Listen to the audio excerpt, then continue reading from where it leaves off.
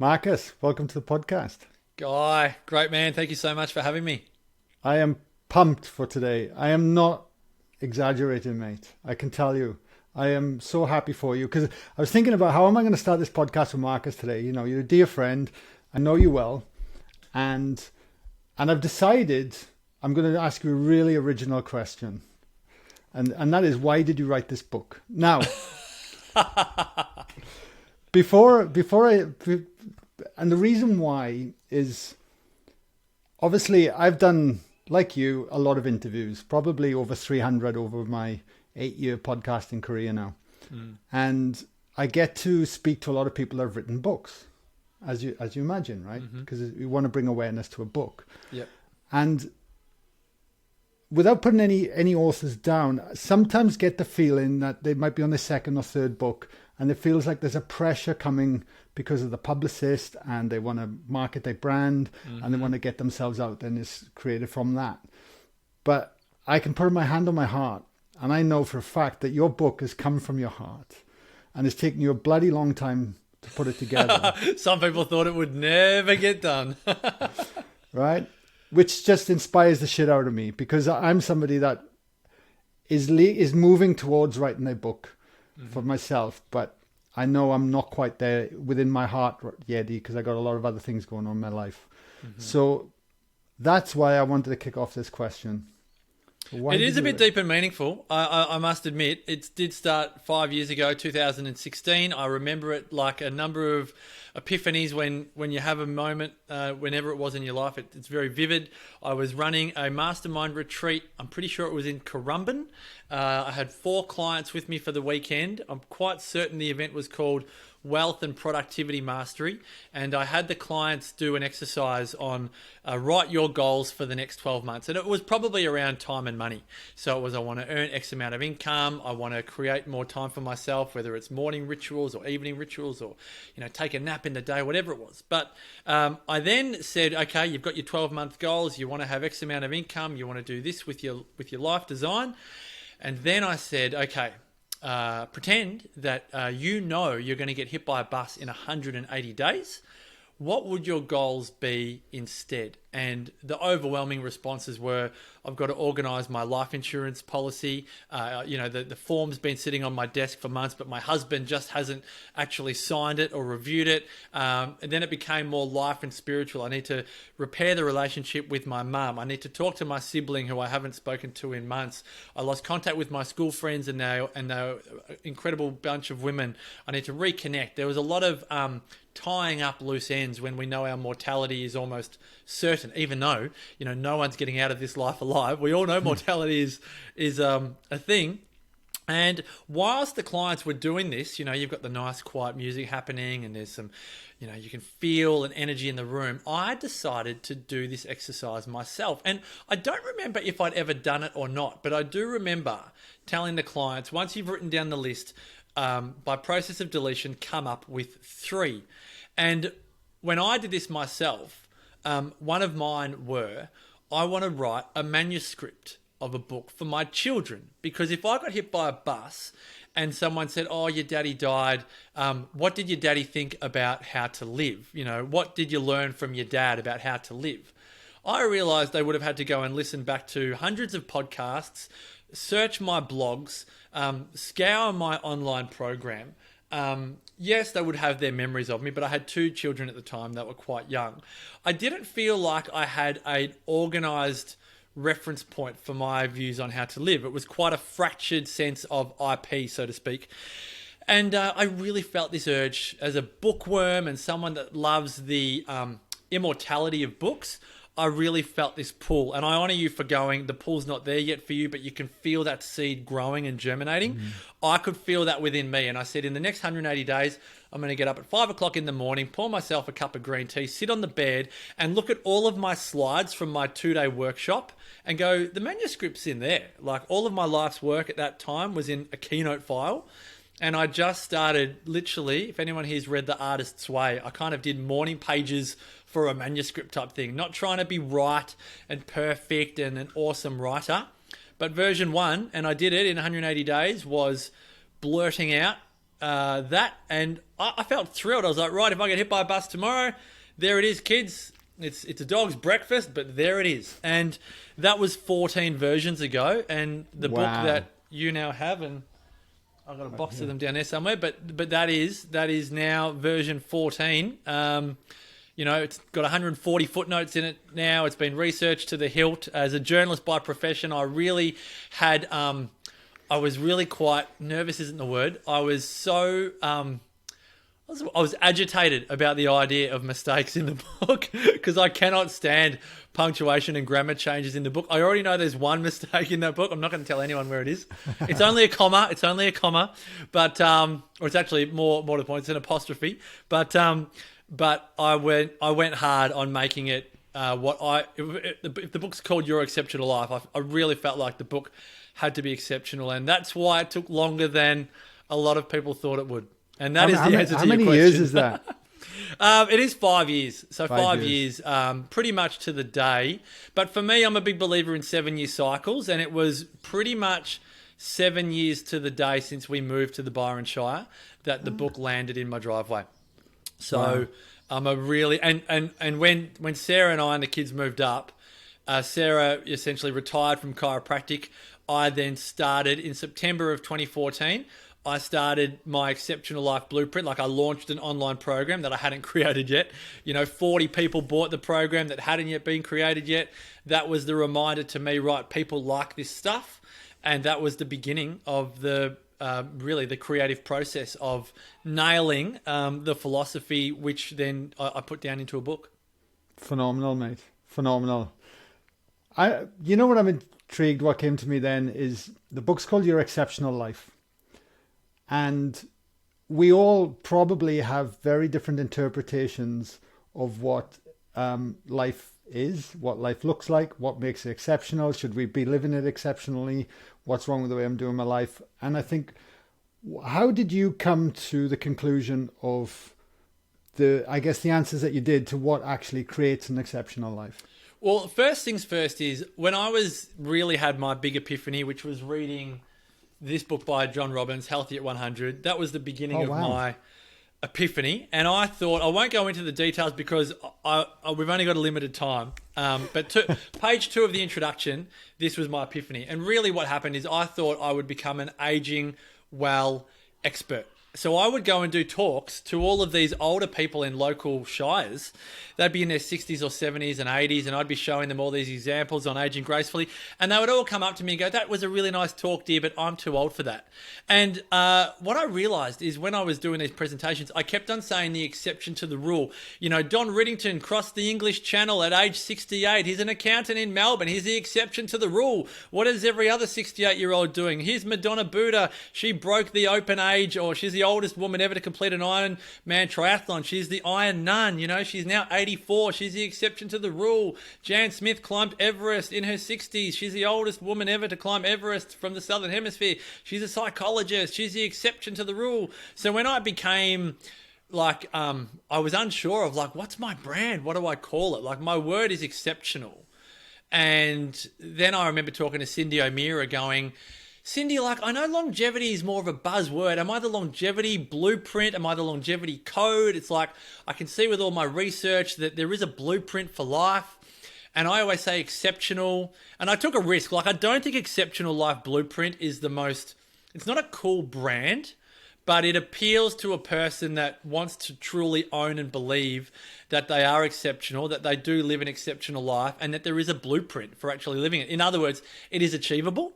Because a lot of people, I know the title does jar for people. It's oh, are you allowed to swear on this podcast, or are you vanilla and keep it cool? Of course people you can. Cockhead alert, your exceptional life. I'm not exceptional. I grew up in this suburb. My family treated me this way. This happened. There's nothing exceptional about it. And I want people, if they have the courage to literally buy the book, is to actually go, we are all exceptional. The very fact that we are born to win the race, remember Look Who's Talking at the beginning of the movie, and the sperm wins the race, and, that race in itself, you have to be the exceptional one. You have to be the winner to actually give yourself a chance at having a life. Then to actually be the one that gets born, you're the exception to the rule. Like no one ever has a baby and says, "Oh, there's a mediocre soul." Like it just doesn't even click. The language doesn't come out that way. People can be born into challenging circumstances, but I really want people. I do want people to be challenged by the book. I don't want people to go, "Oh, Totally. really exceptional." But then I really want people, ideally, to. It's not my. I might be the one that connects the dots by way of the exceptionals and how they've lived their lives, but I don't really feel like it's my book. It's the book of the exceptionals. It's their stories. It's their wisdom. I've just used my journalism to glue the stories together in a framework that allows people to make it feel like they can also put the pieces of their jigsaw puzzle together. Yeah, I totally love it. You know, there's nothing wrong with something triggering you or getting a rocket up your ass, because I'll never It's the only way to growth, isn't it? 100%. And if there's truth in it, then there's truth in it. If someone's triggering you, like if you spot it, you got it, right? And I'll never forget Stuart Wilde. I don't know if you're familiar with Stuart Wilde's work, but he had this quote out, and I read his book, Affirmations. I was only talking about this yesterday, funnily enough, like 15 years ago, and I was right in the thick of change and happiness, and the quote started with something like, life should be walking through a lush green valley on a sunny day without a care in the world, or something like that. And there was that quote and Seth Godin's quote about like, if you happen to have a holiday twice a year, don't create a life you need to run away from, or something like that. And these two quotes stuck with me, and I'm like, how dare they say that? That's just not true. But as I lean in and develop myself more, it's like, wow, possibility is there. And it's like, well, why can't I have more of that and live more from a place of joy and abundance as opposed to scarcity? But it needed to be triggered in the first place. You know what I mean? Yeah, it's and that's like you said, the growth is, well, I think for people like you and I, the growth is never ending, and you want to be triggered. Like I know if you want to trigger me, like just get onto me about my work ethic. Tell me I'm lazy. Tell me my work is shit, that it's not good enough.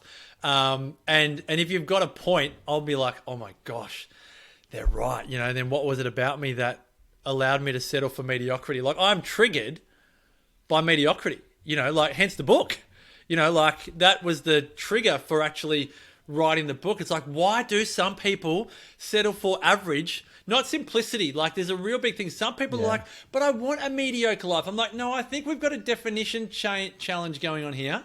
Like mediocre by definition is subpar. It's below par. Simple is awesome. Like if you can create a simple life, I think you've created an exceptional life. Someone said to me yesterday, a dear friend said, I think I'm playing too small. I was like, the very fact that you say that means that you're comparing yourself to someone else. Maybe you're playing more simple and you're just having an attitude adjustment and going, it's okay to play simple. I don't have to be complex. I don't need online programs and blogs and keynote speeches and books and events and retreats and coaching and consulting. Like maybe you can just have a book. Like that, and that can be the simplicity. Everyone's different. Like, don't think that because someone else has got 8 streams of income, you need 8 streams of income. Like, the simple life really is what a lot of people are yearning for. And the book is really an invitation to simplify life, as hard as that might seem. Simple, not easy. I think someone said it, it's probably Tony Robbins or someone. Simple doesn't mean easy, but go for simple as best as you can. Well, from your research and putting this book together as well, and your own life, why do you think many of us settle for mediocrity and don't actually go for the exceptional? It's definitely socially accepted. I think that's the you would know a whole lot more about this than I would, because I am not I'm not drawn to, you know, the primitive brain and how we're wired. But you could very much answer this question. All I know is that we are wired for safety. Safety doesn't mean thriving and the best thing ever. Like, we're wired to see the tiger. We're not wired to see the trees full of apples and the bright oranges glistening. Like, no one buys a newspaper when it says it's sunshine, it's picnic weather, catch up with your friends and family, pull out the bottle of wine, crack the cheese and crackers and enjoy your Sunday. Like, no one buys that newspaper. It's COVID, it's vax, it's strains, it's cases, deaths, variants, international borders, lockdowns, drama. Look, as a former journalist, if it bleeds, it leads. You have to actually find what's bleeding in society to sell. And we are wired to be like, how's your day? Oh, this is going on and that's going on, and the wife's not talking to me, and the kids want me to stay home more, and the boss is giving me a heat at work, and the quote is not going to get met this month. It's like, it's got to be negative in order to sell. If it's like, oh, best thing ever, like my wife and I, we're making love regularly, I'm catching up with my kids, having quality time, going to the movies, my footy team's winning, I catch up with my mate Guy at the cafe every morning, I get to see his little girl Ava and Linda, we talk for 20 minutes, I then bump into mates in the street, I get to work, I love my work. Like, people would be like, mate, can you stop? This is too good. Like, do you know what I mean? Like, people are probably listening to this now going, oh, this is just too much. We are wired for drama. No one watches Netflix happy shows. Everyone's watching documentaries about problems. Where are the documentaries about solutions? And don't get me wrong, I'm not saying create them. It's why the happy ending is the last 5 minutes of the movie. You can't have the happy ending for the first 100 minutes and then the sad ending for the last 5. Like, it's the hero's journey, 100%. But we do have to be vigilant around this for our life, because we get sucked into just paying the bills. Movements be a lifestyle chore rather than a lifestyle choice. Our peer group just becomes people that, are they ticks or crosses? Oh, they're a little bit toxic. They put me down. They don't support my dreams. Nutrition's just fuel, just to get me through, rather than like mastering the art of nutrition, not just what we eat, but who we eat with, how we eat, why we eat. Family is just something we tolerate rather than feel really loved by. Growth is just like Netflix, rather than books you really want to read and movies you really want to watch and plays you really want to see. I mean, look at Hamilton. It's like inspiring populations. Wealth is just like paying the bills rather than investing for the future and becoming financially independent. And spirituality is like, it's like this luxury item. And the challenge is, guys, that there are severe and brutal consequences to mediocrity. And I find that no one's talking about them. That's where I feel like the big holes are in society. No one ever talks about the consequences of mediocrity. What do you think are the consequences of mediocrity? It's simple. Life purpose. If we don't do work that we love and love what we do, we end up with regret. Read Bronnie Ware's Top 5 Regrets of the Dying for more on that. If 42% of all dementia would disappear if we moved 30 minutes a day. So cognitive decline is a major consequence of mediocre movement. Depression and mental illness is a major consequence of a poor social life or a mediocre social life. Like, social media is not socializing. We have lost our art of social engagement. COVID has had a massive impact on that. Our social muscle has atrophied. We get nervous around people that we don't know. Nutrition, the major consequence of mediocrity is disease. A third of all cancer is caused by obesity. Obesity doesn't just happen. It's not just in our genes. We've got to really do a lot of work in understanding that this is our responsibility. A third of all diabetes is due to obesity. Family life, we become bitter and twisted. We don't want Christmas days. We don't want to catch up for people for their birthdays. We don't want to catch up with family for christenings and births, deaths, marriages, funerals. It's like, oh, don't invite that person. Don't invite that person. Like, we become bitter. There's inheritance bungles and all the rest of it. We become bored if we don't have exceptional growth. We become broke if we don't have exceptional wealth. And we become spiritually broken if we don't master the art of our soul. So they're the 8 regrets. Regret, cognitive decline, depression, disease, bitterness, boredom, broke, spiritually broken. And sadly, Guy, when I do this test, and this test is in the book, but when people do it, people identify with, 5, 6, 7 of those pathways. And then the challenge and ideally the path the book lays out is actually how to navigate your way from mediocre to magnificent in each area of life, because it can be done. And totally. I like the path through the stories of the exceptionals to give people the confidence that they truly can live their exceptional life. This is not an impossible game by any stretch. Brilliant. The exceptionals. Now, when I heard that term, I was like, oh, because when I was reading your book the other night, right, researching for this, and you started talking about the exceptionals, it's like, I want to be an exceptional. Like, I'm an like it evoked an emotion in me to go, I want a piece of that bad boy. Do you know what I mean? So I'm curious to know, because you had 64 exceptionals in the book, Did you like what qualified them to be in there? It's so. I mean, there Like, is so much. There is so much bias in the selection of those 64. So my biases are like this.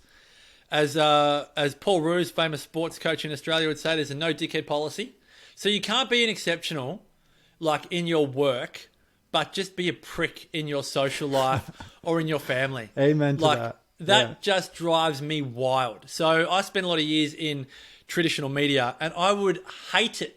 Even as a young mid-20s whippersnapper, I would hate it when the host, TV or radio host, would be a really good guy or girl when the red light was flashing, but then just be a tool off air. It drove me wild because it's so much harder to work with this multiple personality disorder. It's like, oh, what version of the talent will rock up today? Like, so I do my very best to be the same on air and off air. Like, hopefully the person you see here is a person you'll see at the cafe at 6:30 in the morning. There's no I was difference. just about to say, I didn't want to cut you off, but as once, mate, no matter where I see you, you're Marcus Pearce. Do you know what I mean? Whether it's on camera, off. Yeah.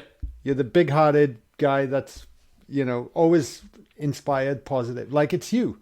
And that's very important to me. My kids get the same version as you do. My wife gets, she gets the more intimate person version of me, but and she also gets the other end as well. But it's really important for me that we maintain, and look, the longevity cultures do this so well. They have this consistency of personality. And one of your guests that you put me onto, and he's featured in the book, is Mario Martinez, author of The Mind Body Code, talking about righteous anger. And I love what he says about be angry about the things that really mean something to you.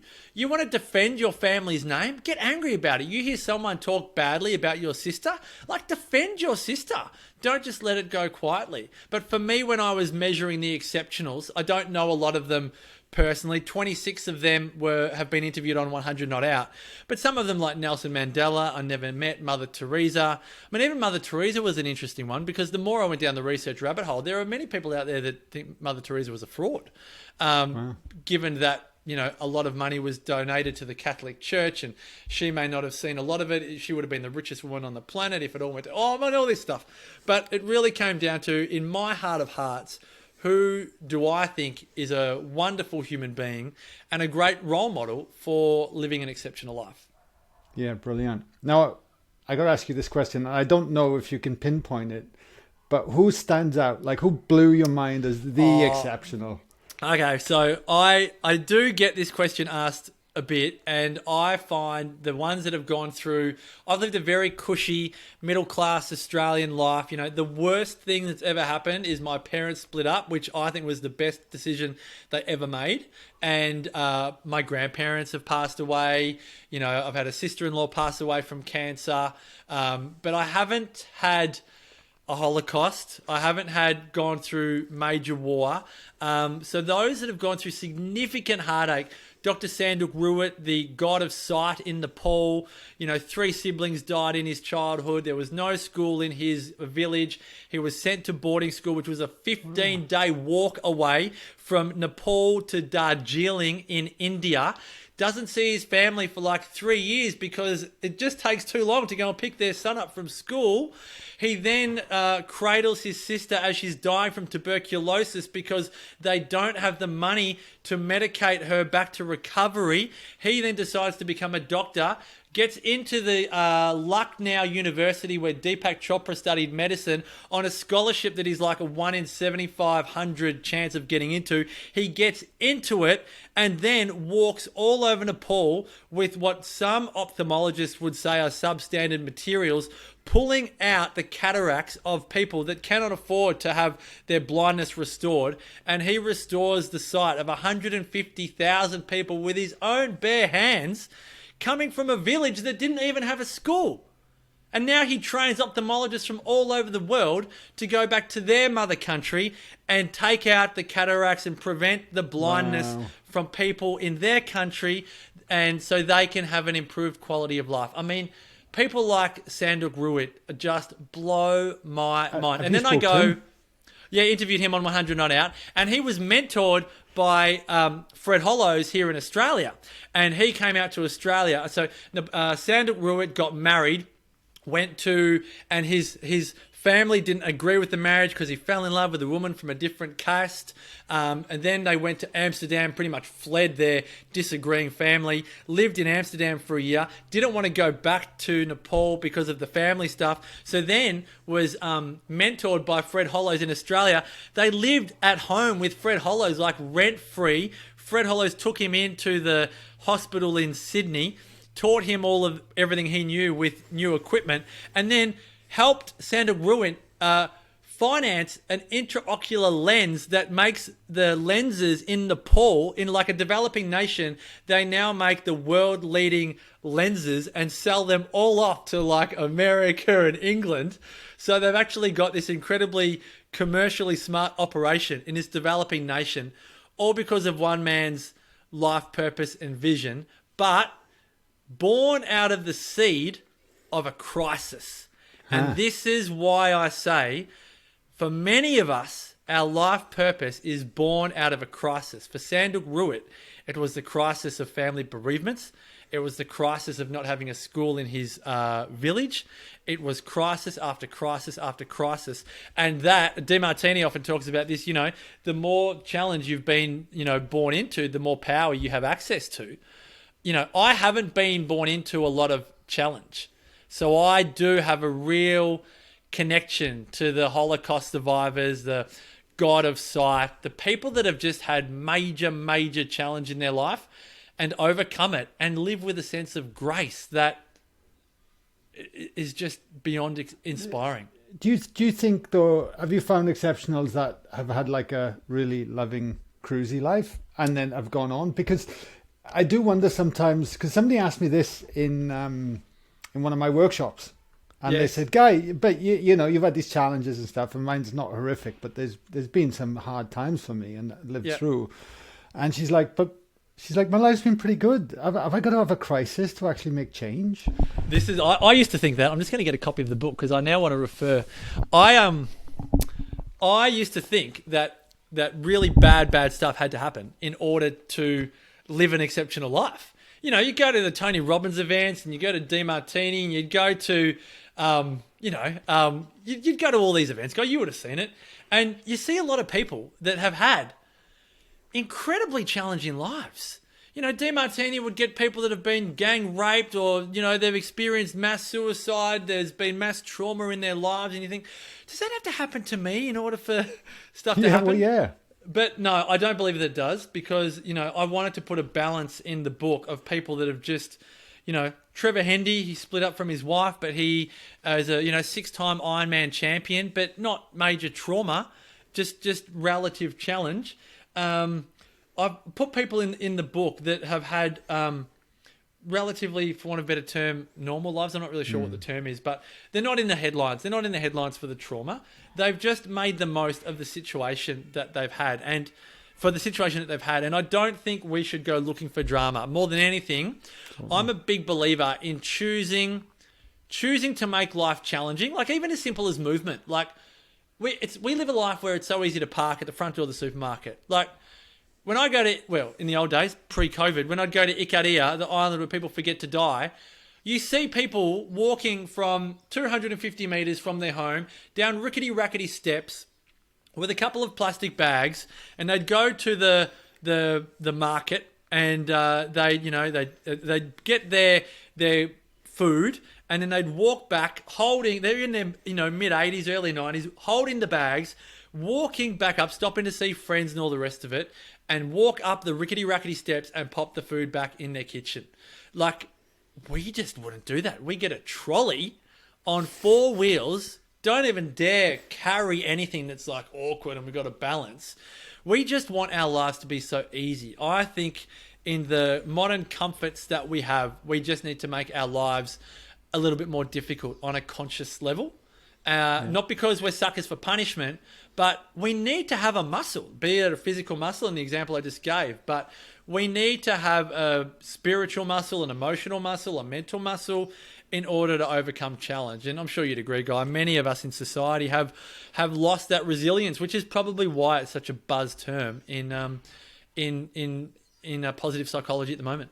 I couldn't agree more. It took me back, and See, there was a point in my life in Sydney, Marcus, where I think for 5 or 6 years, when I was really trying to transition before 180 Nutrition got off the ground, my last company, I was skint. I was broke. I had debt from the trading market. So from the stock market, and I was just trying to work my way out and work it all through. So to save on public transport, and I had to cycle 11 k's into the city. So I would do that 5 days a week. I'd get up at 5 a.m. I was a personal trainer. Rain, hail or shine, mate. My body was aching so much by Thursday or Friday because I'd bloody been cycling this. I was taking boxing classes, I was taking TRX classes, I was training people. And I was just holding together, and that alarm clock would go off. And I remember it would be howling with rain. The wind was huge. I had to cycle up this hill out of Coogee that was so steep. And I'm like, I've got to turn up. I've got to go. And I would just put my wet jacket on and I would just hit the rain, and I was constant. And I never felt so alive, mate. Wow, that's the statement right there. Yeah. I can't tell you how much of an imprint that's had on me now from the resilience side of things. I used to watch people on the bus commuting. They'd all have their heads in their phones or an iPod. They'd all be looking down. And I'd be there 9 o'clock at night cycling out of the city going, guys, what are you doing on this bus? You could be having an epic adventure right now. Like literally. And I got addicted to it to a degree because it was so exhilarating. And I hear you. Well, I love that story, and you've run a longevity retreat in Sardinia. I've seen it happen in Ikaria. As a great metaphor for life. You spoke about hills.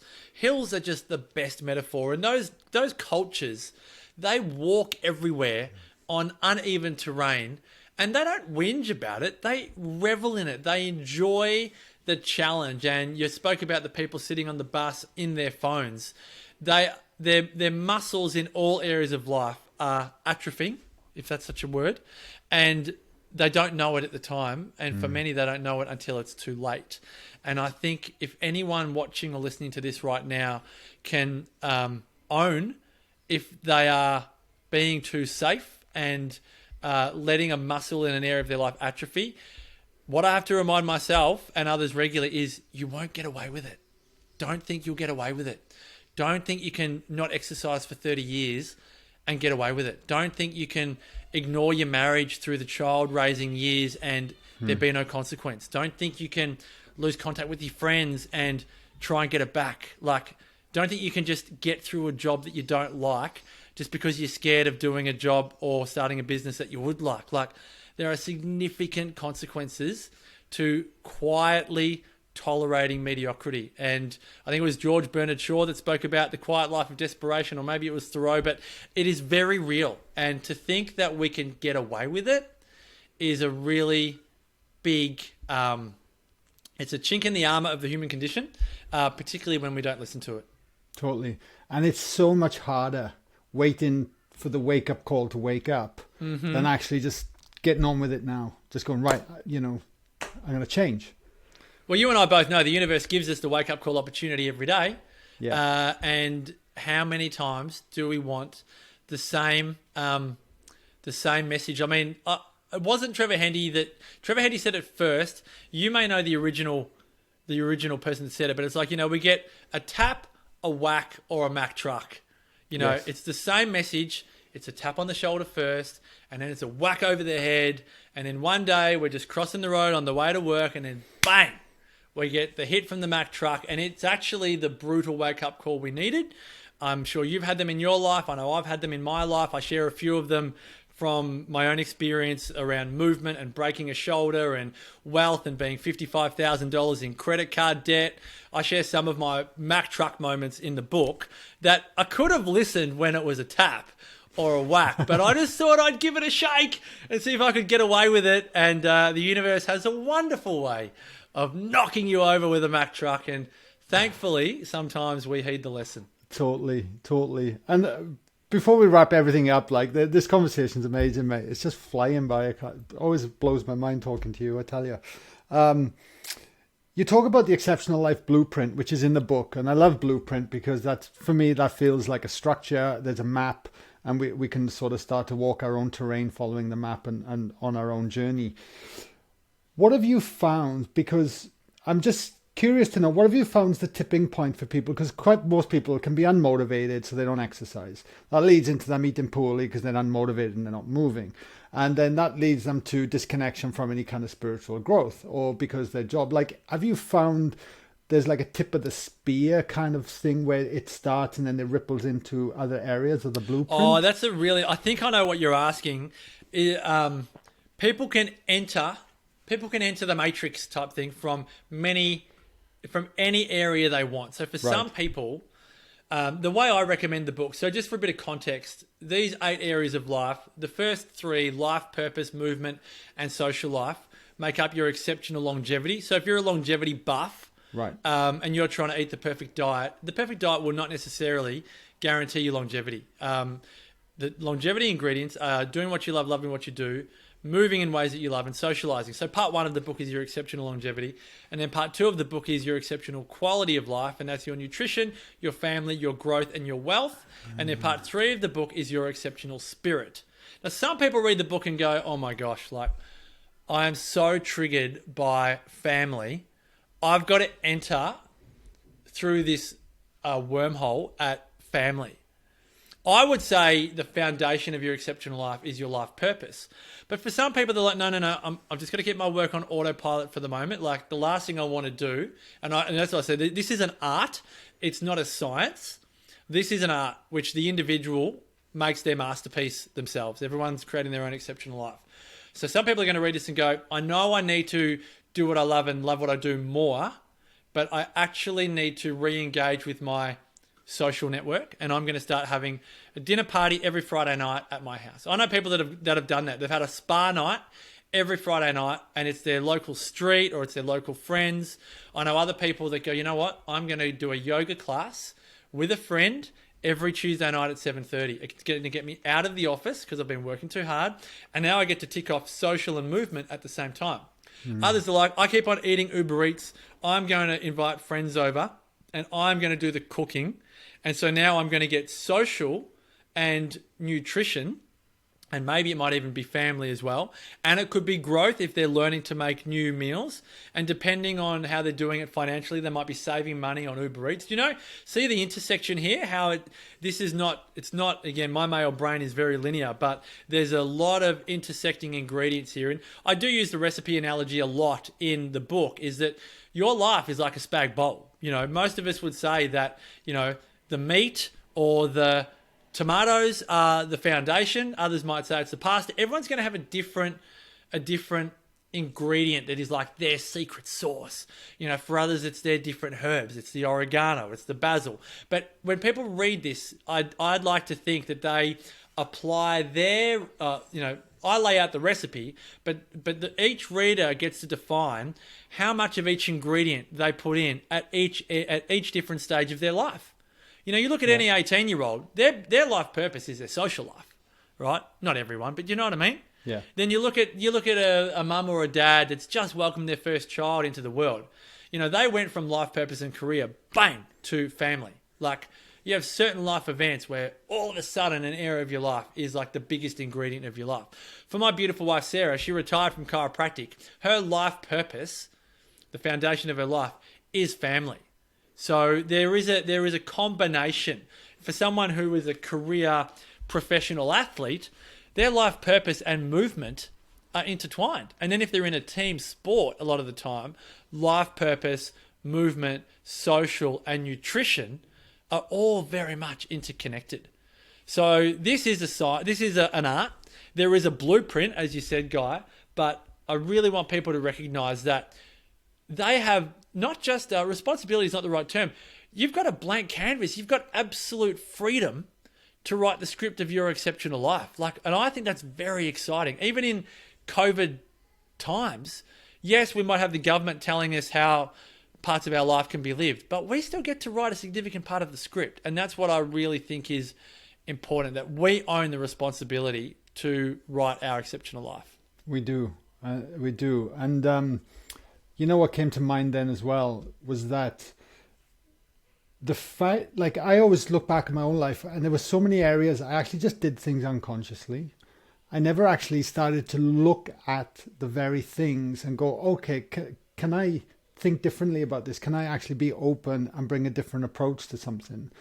And that's why I love what you've done, is to allow people to start to go in there and start to maybe have an open perspective and bring something different to the table. Because unless you try it, and unless you actually get out of that little comfort zone bubble that you're in, or the mediocrity that you might actually know in your heart that we're doing it that way, then things start to shift. Like you said, by as simple as meeting some friends and going for a yoga, you're actually starting to entwine things in all in the one go. And I don't know about you, but every time I'm in a funk, one of the greatest things I can do is put myself around great people and just be.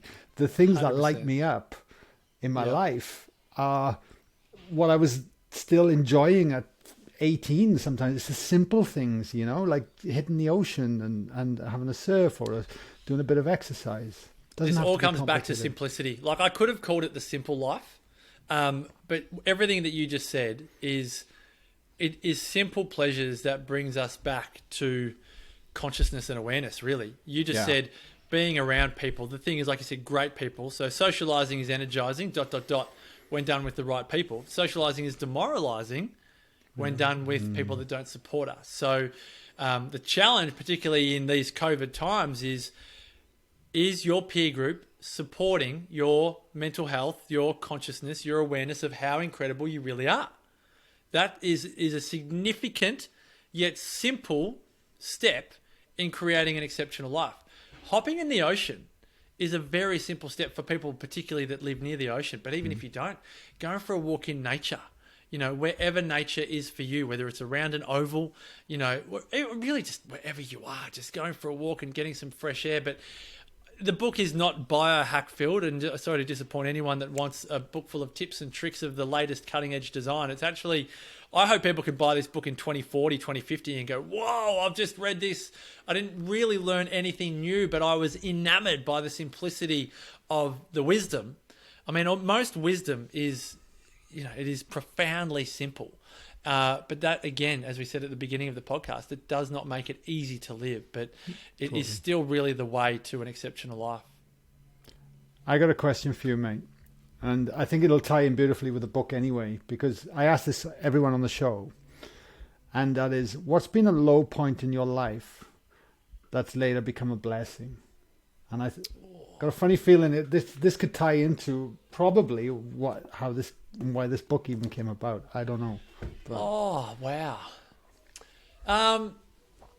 Which one will I go with, Guy? On a family front, it feels, I'm almost comparing now, because it's like the low points of my life are really, but anyway, I'll give you this one. I definitely, when my children have not seen me cry.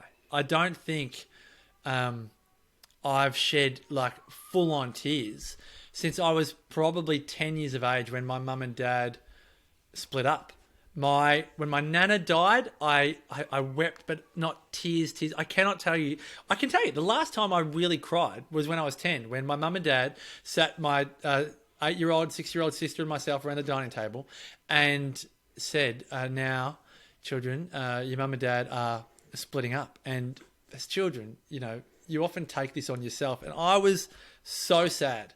And then I was angry. I probably went through the 5 stages of grief that Kubler-Ross discusses. I probably tried to negotiate my parents through it and tried to bargain with them and the rest of it. But so many blessings have come from that decision of my mum and dad to end their marriage. My 2 sisters, Olivia and Georgia, and I are so tight. We are so close. We bonded. It was like, it almost became us against them. Do you know what I mean? It's like, well, we're going to be, you're going to do that, mum and dad. Well, we're going to we probably were like, and we were little shits to any boyfriends that my mum brought into the house. Like a lot of children are, like, no one will compare to our dad. Like, but we bonded, like, it became a war, children versus parents. But to this day, my sisters and I are so close. I don't know if that would happen if my parents stayed together. In my marriage, now again, my mum and dad are both incredible human beings. But one of the filter questions of my marriage is, would mum and dad have done this? And if they would have, then I don't do it. So they are my opposite teachers. So if I'm anything like my mum and dad, if I'm anything like my mum and dad's marriage, I go, hold on, Marcus, like, do the opposite. So, like, I overcompensate in the family. I do my best to be present and with my children as much as I can. It was a sign of the times when my parents were married. Like, my dad, went to work early, came home late, was probably tired and grumpy on weekends. He took us to the football. They're my favourite memories. Got footballs here. That there says, Marcus, fond memories, love Dad. Because our cherished memories were kicking that football in the street. But honestly, Guy, my dad reversed out of the driveway and drove to his mum's house in Waverley in Melbourne and slept on a single mattress on the floor. He had a bad back from delivering all these newspapers. And he was reversing out of the family home. I call it the quarter-acre memory maker of a house that he would never sleep in ever again, where most of his wildest dreams were probably wrapped up in that house. And to be brutally honest, he butchered it. He didn't win the game.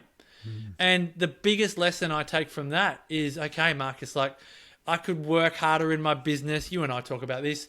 I could work 80-hour weeks. I could charge more. I could do more. I could do this. I could do that. But why would I want to be a millionaire or multimillionaire in my business and be bankrupt in my family? Like, that for me is the biggest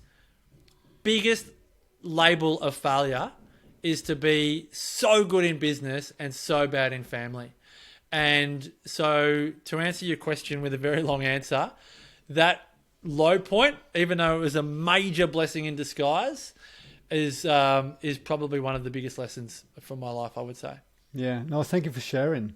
It is interesting. Like, I think, and I've no doubt it's similar for you, when I went to Sardinia and met some centenarians and see the way they lived in the blue zone there, it was a huge reminder to slow down as well and bring that pace back. And now having Ava is allowing me to slow down even more to a degree, even though it's got more chaotic. No, but there's so much chill time if you allow it to exist. If you allow it to exist, that's right. As you know, when we're kind of, I don't know if entrepreneur is the right word. I always get struggles with the word entrepreneur because it gets thrown around so much, But when, when you're putting something out into the world that you care deeply about, and it is part of you, and there's an innate drive in you, it is easy to get lost in that to a degree. But again, bringing it back to your book and what you've done, I think it's a good reminder to us all as well, is to really focus on the things that matter. And as we focus on the things that matter, life becomes more rewarding. And I'm even finding that in my life right now. I'm kind of just surrendering to what is even more, and more things continue to open up. Yeah. And it's a huge reminder. I do think if people do feel like their life has become somewhat complicated, then the book is an attempt to help people simplify. And we've said this a number of times already, but I applaud you, Guy, and Linda as well, for the way that you raise Ava, in the way that I observe you around Ava. You're never trying to palm her off. You're always present with her. She's very much a part of you. And a lot of families still have this separatist mindset, and I think Sardinia and Ikaria and many great family cultures remind us to include our family, our children, as an equal part of our family. They don't have to sit on the child's tail, but there's times when that works and that's great. I totally respect that. But some of the most lasting images I have from Ikaria is, children sitting next to their grandparents and arguing about, the sun and the moon, or the weather, or, goats versus sheep, or whatever it is. Like, that doesn't exist a lot in our country of Australia. You have the kids over there watching TV on the couch whilst, the parents are out, drinking a beer, having a wine. Again, don't get me wrong, I'm not wronging it. What I'm suggesting is that we invite more of an inclusive dynamic into our lifestyles, so that it is easier to immerse ourselves in this exceptional life philosophy. Totally. And, it's interesting. I was only met a friend for a cup of tea this morning up in Mullumbimby. And I just wanted to, and I remember just before leaving thanking him saying it's wonderful to have friends that are happy for me to include Ava when I come out and do these things.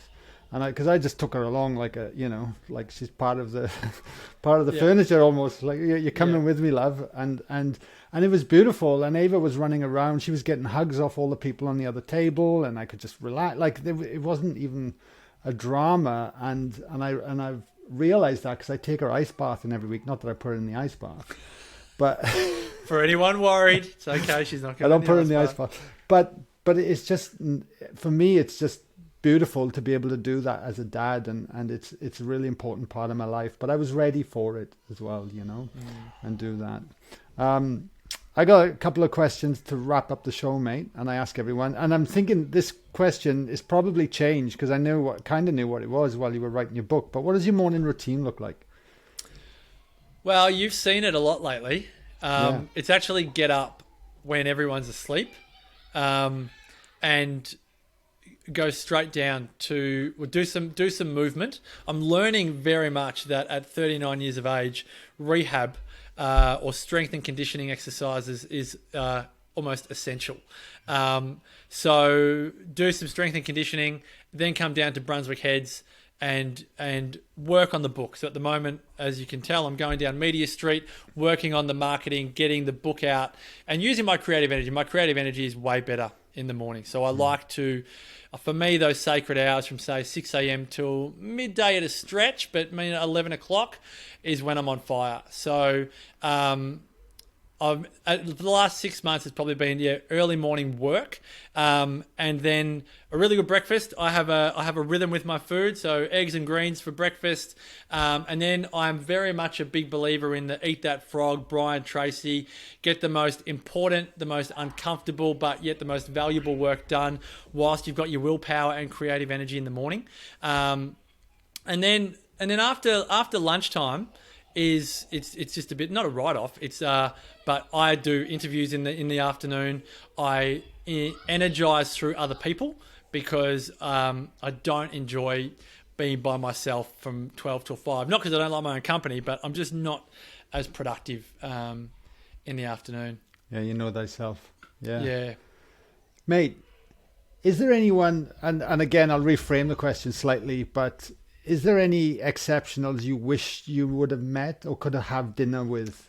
Oh, yeah. Gosh, I haven't actually had that asked of me yet. I'm obsessed with Victor Hugo and Les Miserables, which Hamilton is all the rage at the moment. But Les Mis, for me, is like, if anyone wants to study sociology at uni, don't bother. Just read Les Mis, watch the movie, go to the play, like immerse yourself in the diversity of humanity that 1,500 pages of that book demonstrates, and then if you're interested in books, read the novel of the century by David Ballas and understand how much social change Victor Hugo's life enacted. Victor Hugo was the reason why kids get a canteen meal at school. No, and I won't explain why, but I would love to sit down with Victor Hugo. I love all things French, so I'd have to brush up on my French. I talk about Victor Hugo in the book because he's an example for me of family does not come first for longevity. Victor Hugo buried 4 of his children, and his remaining child spent her majority of her life in an asylum. So he experienced significant heartache. He read about his daughter's death, Leopoldine, in a newspaper whilst he was on holiday. I mean, can you just imagine what that would be like? Oh, it just sends shivers down my spine even saying it. So to write Les Mis on the back of immense heartbreak, not to mention all of the other social and political work he did in France, I just get a bit teary even thinking about it. Like, what a life. When I become a filmmaker guy, I'm going to make a movie on Victor Hugo. There's a few exceptionals that I want to make movies about. That would be my next big life achievement, is become a filmmaker, because I think there's a number of stories that need to be told in a 90-minute to 2-hour movie. And Victor Hugo would be one of them. Wow. I'm embarrassed to say I've never seen the movie or That's read okay. the book. That's okay. As I said, when people go, have you heard about this person? I go, no. They're like, what? And I'm like, the beauty of life is that there are many things that you don't know about. And then the beauty and the enthusiasm from learning things and going through experiences and going to countries you've never been to and learning languages you've never learnt and playing instruments you've never played and reading books you've never read. I mean, that is the spice of life. So I don't take any offense at all, Guy, that you haven't... I've never watched an episode of Seinfeld, and I've never watched an episode of Friends, and I nearly got an uppercut to the face at a 50th birthday party the other night for being so uncultured. But I think I've watched every AFL match for the last 15 years, so there we go. That's definitely something I haven't done, being a Welshman, that's for sure. That's it. So we're all different, and let's celebrate our diversity, shall we? Totally. Last question. With everything we've covered on the podcast today, and we've covered some really good ground, what would you like to leave the listeners to ponder on? That you truly can, as cliche as this sounds, make the rest of your life the best of your life. The question is, are you going to take responsibility to make that happen? Are you prepared to let go of the fact that your best years are not behind you? There is nothing wrong or bad about turning 30 or 40 or 50 or 60, and that if you are prepared to surround yourself with mentors to age gracefully and enjoy the aging process, something that you cannot do anything about, then you are in for an exceptional life if you can wrap your head around that belief system. Epic, dude. Epic. Where can I send people to grab your book? Well, if they want a signed copy, because there's a lot of people buying it on Amazon, and someone told me today they just bought 5 copies on Booktopia and all that. You can do all of that, but it's a better price and it's a better quality paper if people just buy it from my website, marcuspearce.com.au. I do have books in the garage, and I am enjoying that process of I'm signing every book. Wow. I've got bookmarks, and I get to do that when people buy it through my site, and I get to support local printers in Victoria, McPherson's, supporting Australian workers and paying Australian wages and the rest. So if you buy off Amazon and Booktopia, all for it, but that is a print on demand that they control. So I can't control the paper type and all the rest of it, and I definitely can't sign it. So, but if you prefer to do it that way, all credit to you. But if people go to marcuspearce.com.au and order through my site, I can handwrite, and you can send me a note on if you want them inscribed to colleagues, or you can buy a box for your staff or your team or whoever it is, and I can control that process a little bit easier. So just marcuspearce.com.au, and all the info is there. And I will, if people pause the podcast when they listen to this, they can scroll down, and I'll make sure that very link is in the show notes as well for people. Are you on Audible? It's just been released. Hey, I haven't told anyone congrats. yet. In the last 1 or 2 days, someone sent me a message going, I just found your audiobook. And about 12 hours earlier, my publisher had said, yeah, your audiobook's now available. But again, without boring people, there is a process to go through for Amazon essentially to approve your audiobook. But yes, I like listening to Apple Books, but if people have Audible or any other way that you like to, I think it's Kobo or other ways, it's now available on all the audiobook distributors. And I read the audiobook, which I am a big audiobook listener, and if you're listening to a non-fiction, I almost think it's imperative upon the author to read their book. Totally. I'm listening to Barack Obama at the moment, and gee whiz, it's good listening to Barack Obama share his story rather than some random voiceover artist you've never heard of. So the book is written by me, and I even impersonate, people like Sanduk Ruit from Nepal and other people from America and England and South America and France. So there's a few terrible accent impressions in there as well. Amazing. Well, I'll be jumping on Audible as well. I actually find it good to have both, especially if it's a book I want to dive deep into, because I can listen to stuff in the car. Some will trigger a thought. Then I have a physical where I can actually bookmark, reference, and that's definitely my style now as well. I love being able to do that. And forget what I was going to say, so I'll let you carry on. All right, mate. Well, look, I just want to thank you for coming on the show, Marcus. You're an incredible influence in my life as well. It's likewise, as are you on mine. Oh, that's what I wanted to say. For everyone that wonders about this, Guy Lawrence, one of my best friends on planet Earth, actually bought the book with his own money. Even though I would have given Guy a quote-unquote media copy, he bought the book, and I think you bought 7 books, which I am always, because I am a bit of a, just, you're a friend, take the book. You're like, no, I want to buy the book. I cannot tell you how much you trigger me with that level of loyalty and generosity and support. And I don't know if I've ever told you that, but I learn a lot from you by some of your incredible wisdom and behavior. And as you know, I like to endorse your work with people in my circle. And I can't thank you enough for the lessons and wisdom you have taught me. I think I've been in your workshops 2 or 3 times and had you working with some of my clients, and I absolutely love everything that you do. Yeah, I appreciate it. Thank you. And I just wish you all the success with the book. I have no doubt it's going to be an awesome success. And everyone listening to this, I'm not just saying this because Marcus is my friend, but the book is exceptional. I'm loving it. Linda's making her way through it as well. And I highly encourage everyone to get behind Marcus and check the book out, because I promise you won't be disappointed. And thank you, buddy. Have an amazing afternoon. Thank you, everyone, for listening. Thanks, everybody. We'll catch you soon. Thank you, guys.